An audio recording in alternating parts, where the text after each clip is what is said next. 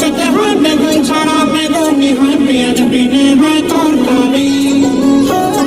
তেলের মাটি দাম বেড়েছে, পাম্পে তেলের সব পড়েছে, চলবে কেমনে মোটর গাড়ি। সকল কিছুর দাম বেড়েছে, মানুষেরই দাম কমেছে, এলো কি এক আজব জামানা। ভাইরে তেল ছাড়া কি গাড়ি চলে না, তেল ছাড়া কি গাড়ি